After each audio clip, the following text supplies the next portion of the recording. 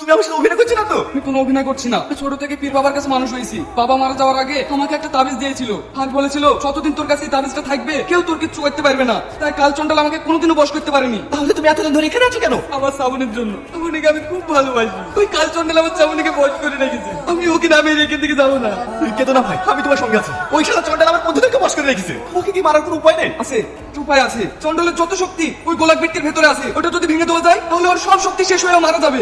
আমাদেরকে যেভাবেই হোক গোলাক বৃত্তি ভেঙে কাল চন্ডালকে শেষ করতে হবে।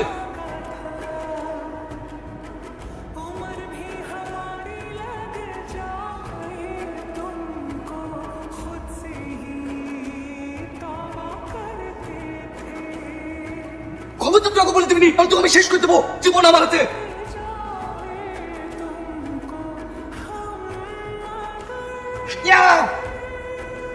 কেউ বাঁচাতে পারবে না।